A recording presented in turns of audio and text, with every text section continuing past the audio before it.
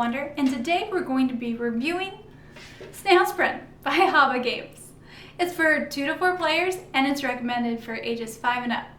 And don't worry, even though you are racing snails, it only takes about 10 to 15 minutes to play. So in Snail Sprint, you have a racing card, and that means you have 3 snails you're trying to get to the podium as in either first, second, or third place.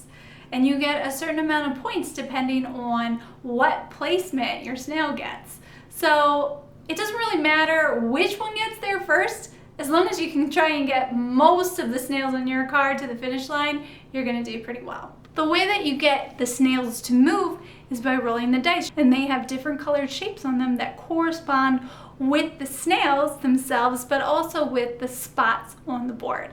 So if you roll, the pink circle and the yellow star, you have your choice. You can either move the pink snail or the yellow snail, and you can move that pink snail to the yellow spot or the yellow snail to the pink spot. Once a snail is on a spot on the little puzzle piece board, that snail is no longer just a snail, it's also a spot holder. So if the pink snail does end up going on the yellow spot, now there's going to be a pink spot where that snail is. So someone could roll a pink and decide to put, the purple snail on the pink snail as the pink spot. Now that pink guy can't go anywhere until that purple one gets off of him. So there is a little bit of friendly competitive meanness. You can keep someone from moving their snail by putting another snail on top of it, but it's usually just a matter of time before all the snails get moving anyway. That's the basic idea behind the Snail Sprint. I'm gonna send you over to my kids and they're gonna tell you their thoughts on it. Hi, Theodore. Hi. Hi, Lawrence. That's the way I knows. Hi. Yep, how do you play the snail game? You try the way you says away when. How do you get places? Like, how do you know where to go? With the sails. I did get to the house, my leg. Lawrence, sit down. Why do you like it?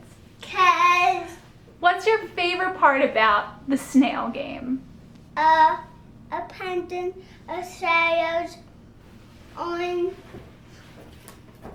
here. I can't see it. You have to bring it over here and show me. There you go. You like putting the snails on the board? Yeah.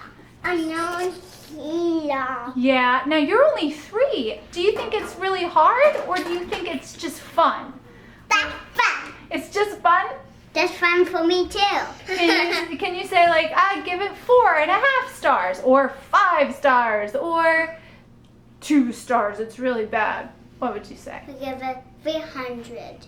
Oh, that's a very nice score. I'm gonna give it 5 stars. I'm gonna give it 5 stars, yeah. I would give it 5 stars too. I think it's super fun. goodbye. See you next week. So this little racing game isn't your typical racing game because you're not just, trying to get your snail off the finish line. You're trying to get all your snails there, and more than likely you're going to be helping someone else get some of their snails to move along as well. It kind of has a co-op feel, but it's also competitive, which is really awesome to find in a kids game. You kind of have to get the concept behind getting the most points rather than just having one winner. So that concept can be a little difficult for some kids, but for the most part, kids really embrace that idea and then were excited when someone else would move the blue snail because they also wanted the blue snail to move. It also has a decent amount of reasoning. Kids have to think through, well, I have 2 choices. I can either move a pink snail or an orange snail, and one of them might go a little bit further depending on the order of the spots on the board in the tin. While this game does have some luck, it also has that opponent interference, which is kind of new to some new gamers, but it also has a nice amount of reasoning and strategy to it. Now, it doesn't necessarily mean that your younger ones that want to participate aren't going to be able to excel. They are just as likely to be able to get their snails to the finish line as anyone else. But if you are strategic, you can get ahead in this game. And that's nice for the older kids who are really interested in that and have that more competitive drive in them. There were some paragraphs in the rules that I had to reread a couple of times. It may have been my dyslexia, but I also think that there was a little too much wordiness, or there's just a lack of clarity when they were trying to describe like the snails sitting on top of the other snails. Other than that, that's a nitpicky thing. I feel like most of the rule book is very straightforward and easy to understand. Overall, I would say Snail Sprint is one of my favorite racing games.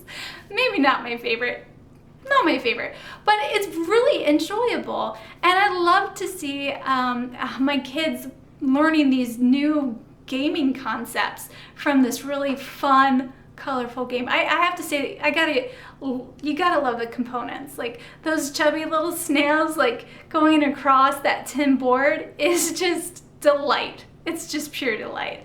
So I have to give HABA like props for the components.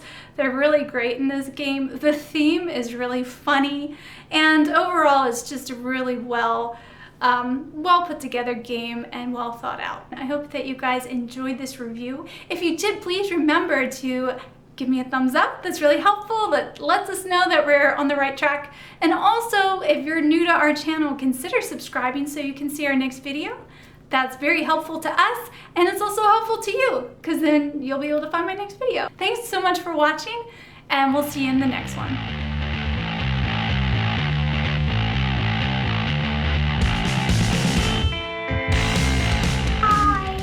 Hi. So what game do you have there, Theodore? Snail game. Snails from everywhere. How many stars would you give it? 90 stars. We'll give it 49, 99, 49, 42 underwear. I don't know if we can put boo-boo underwear on the internet.